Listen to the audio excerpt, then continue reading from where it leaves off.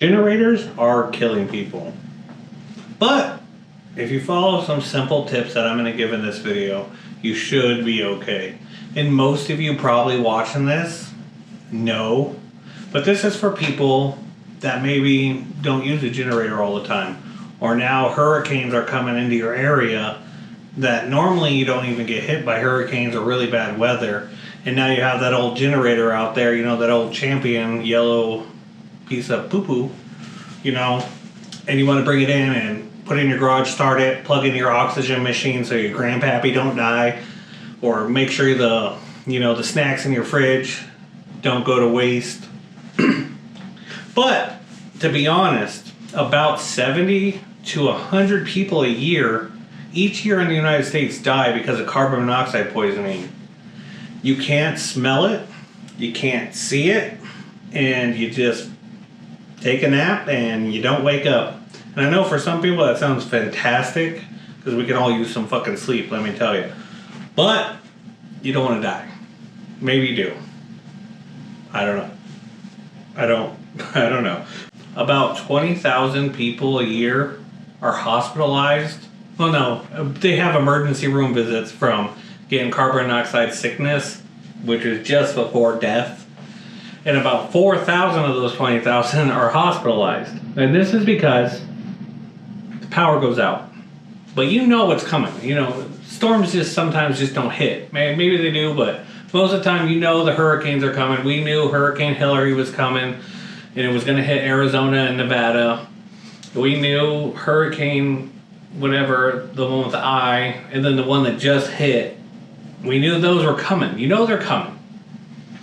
So what they do is the power goes out and they're like, oh dang. So they go out in the garage, start the generator, plug it in, and then next thing you know, they're dead. Even they forgot to open the garage, it's raining. I understand you don't want to get your garage flooded and messy. Even if you open your garage halfway or just crack it and try to position the exhaust outside of your garage, that's still not going to be adequate enough. It can still come in, fill up the garage while exiting and then going into your house through your doors. Also, some people, I've seen stories on the news of people just running an inverter inside their house in a different bedroom, which that will slowly fill up your whole house. And especially during a power outage at night, if you're just trying to sleep, those inverters are super quiet. They're very peaceful. You can sleep all day with those things. I love them. But what I recommend is right now, if you're ever worried about power going out, you go outside at least 10 feet, I recommend 20, and you set up a little port, maybe, you know, where it's slightly covered on all sides, but you know, it can be in a box. It's not going to hurt it. Your generator can be in the rain. It's not really going to hurt it. But you want to set up a place outside, and yes, I know it's going to suck going outside in the rain to start your generator in a bad storm and then plugging it in. Yeah, it's a pain in the ass, but at least you're going to be alive. Even if you set up a generator house to run your generator in, when you go in there, you know, you're just in there for a second to start it, and then you're just opening the door, going in there, flipping off the switch. I don't think that's going to kill you. You might smell it a little bit, but you're going to be fine. As long as you're not hanging out in there smoking a cigarette, chilling, you know, making sure your generator's still running and filling gas up while you're doing it, you know. Most of the time you're going to live. And no, I do not recommend you dismantle your CO2 shutoff sensor, which if your generator is like older than 2016, you're going to have a CO2 sensor, because after 2016 they made it mandatory. So if you have an older generator, which most people do, like I said, they got the champions. Even if you go to Home Depot right now, you can buy a Honda EU 2200, and they're the older styles, one with the choke on the side. You can buy one of those right now. They don't have a CO2 sensor, and they're a nice inverter. I think some of the older Predators you can buy don't have CO2 sensors either. And there's hundreds of videos online showing how to bypass them, which I don't have a video showing you how to bypass one because I don't think that's safe. I mean, it's not that it's safe.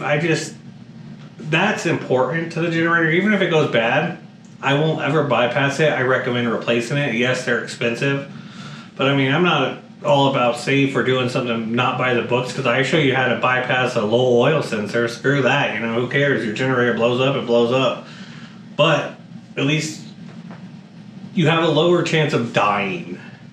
If I show people how to bypass their CO2 sensor and a bunch of people do it, run their generator in their house, and then die, I'm going to feel, even though it's not my fault, because you do everything that you watch on YouTube or anything, you take at your own risk. But I don't want to show people how to do that. You can find other people's videos on how to do that. But anyways, make a generator house, wheel your generator outside your garage. Try to find a side of your house where the rain's not really hitting. Like I said, if it's getting wet, it's not really going to hurt anything. I don't think so. I do it all the time, you know. But you want to make sure, I mean, even if you put it right on the side of your house, you're going to be fine as long as it's not in the house. I mean, you want to put it at least 5 to 10 feet, even 20 feet away from your house. But let's say you don't want to. Just outside your house is good enough for me. Right in your garage driveway with your garage door shut and it's just in the driveway running. That's good enough for me.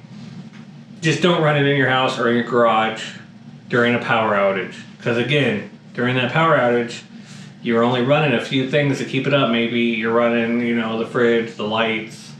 You're not really watching TV because there's nothing to watch because you have no internet, you have no other things. But you don't have a lot of fans running. You don't have a lot of movement of the air. You know, so it's gonna be bad.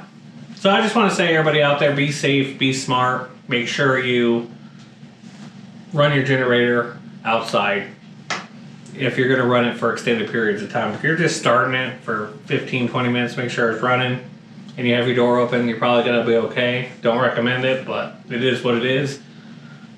And subscribe to this YouTube channel and like it and share it with someone that's going to be in a hurricane, because it helps the algorithm too. And that's all I can hope for, is that more people see this video. So thank you guys for watching. Have a good day. I'll catch you on the next one. Andrew out.